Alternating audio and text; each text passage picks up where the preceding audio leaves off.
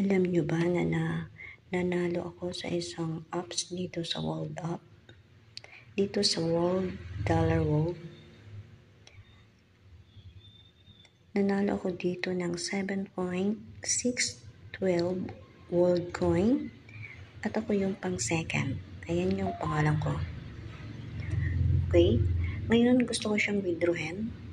So, punta tayo ng wallet. Ayan. Wallet. Dito pwede na kayong mag-withdraw. Okay? Pindutin nyo yung Little Dot. Then, withdraw. Then, yung World Coin. Then, to Crypto App. Then, yung add new address. Then, World Coin. World Chain. Then, scroll up. Makikita nyo dyan yung others. Then, click yung use yes, proceed. Then, andyan. Copy-paste nyo lang yung crypto wallet or World Coin wallet kung saan crypto app nyo dadalhin yung pera nyo. Okay? Okay, yung na-copy-paste nyo. Okay. Balik tayo dun sa natin wallet. Ipapakita ko kung isa pang paraan paano natin makuha ang pera. Okay, dito yon. Scroll up nyo lang. Ayan. Makikita nyo dyan yung details. Pindutin nyo yan. Pwede din kayo dito mag-withdraw. Okay. Unahin muna natin itong bold. Pag gusto nyo na patubuin muna yung pera nyo, pwede kayo dito sa bold. Okay. Ayan. Sabi dito, earn up to 10% reward with bold. I-deposit nyo lang yun dito. Ilalagay nyo muna dito ng 3 days. Withdrawal from your vault take 3 days to complete daw. So, ilalagay nyo muna dyan. And after 3 days, saka nyo makukuha. Okay? Pag gusto nyo munang patubuin yung pera nyo. Okay? Pag katulad ko, gusto ko nang kunin yung pera ko, dito tayo sa spending. Click natin yung spending. Then withdrawal.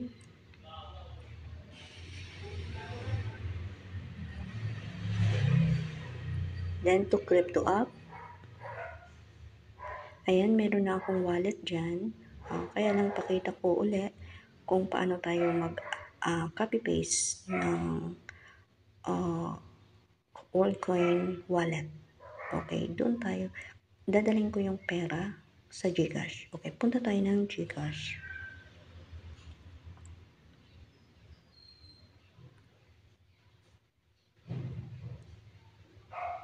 Ayan, magla-login tayo dito sa GCash muna.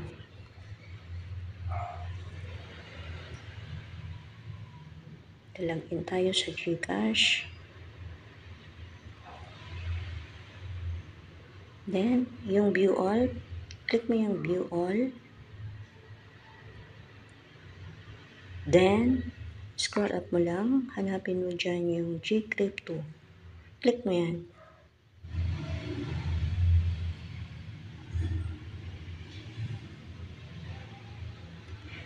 Ayan, pag andito na tayo, click mo yung market. Click mo yung market. Then, search mo dito yung WorldCoin or yung WLD. Ayan, yung WorldCoin natin. Click mo yan. Then, pindutin mo yung receive dun sa dulo.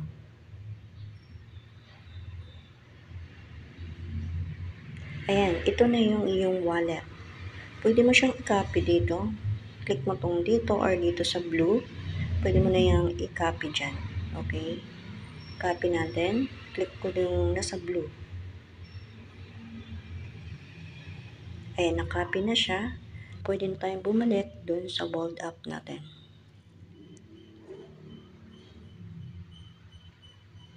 Okay, andito na tayo. Click natin yung add new address. Then, click natin yung World Chain. Then, scroll up lang natin. Then, click natin yung others. Then, yes, proceed. Ayan. Dito natin ikaka-paste. Click lang natin dito yung paste. Okay, ayan na. Kailangan i-check nyo to. Kailangan naka-highlight na yung continue. Okay, para clickable na siya. Check nyo rin kung tama yung wallet. Okay? Pwede nyo balikan yung sa GCash niyo. Okay, or yung Worldcoin wallet nyo dun sa GCash. Okay, then continue tayo. I-type nyo dito yung magkano yung amount. Akin is 7.321.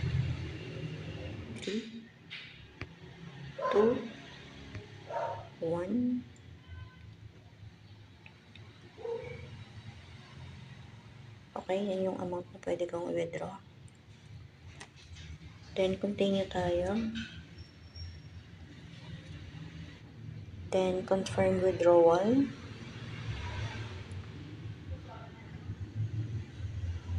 Ayan, withdrawal processing. Done.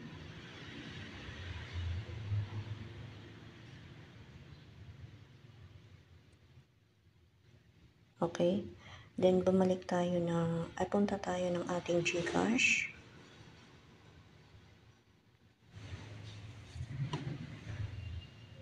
Punta tayo ng ating GCrypto sa GCash.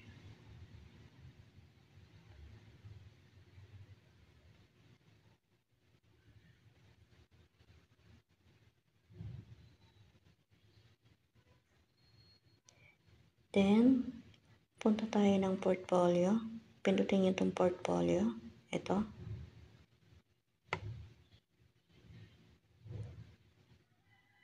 Ayun na yung ating Worldcoin. Okay. So, ngayon pindutin natin yung Worldcoin.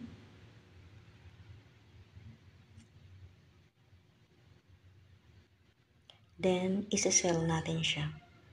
Okay. Tandaan natin kung magkano yun.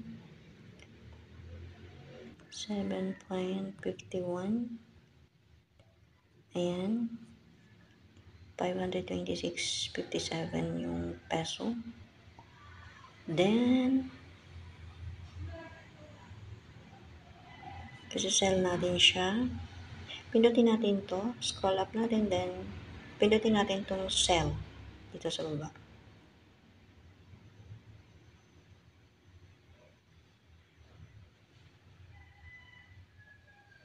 Ayan, na-sell. Order successful. Then, back to crypto tayo. Kasi yung pera is andito lang sa ating crypto wallet. Ayan na yun.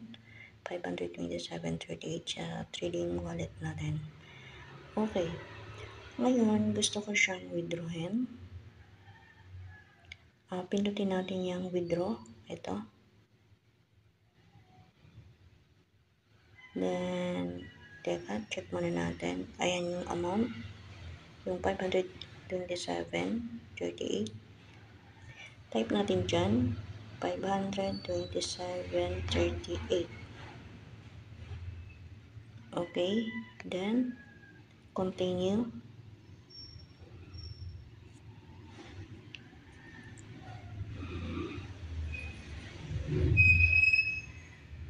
Then, authentication code daw na pinadala nila sa email. So, ngayon, punta tayo ng ating email. Email na ginamit natin dito sa ating GCash. Ayan, ito yun. Click natin. Kunin natin. Ayan, ito yun. Copy na natin yan. Then, balik tayo dun sa ating GCash. Copy lang natin dyan. Paste. Ayan na. Then, submit code.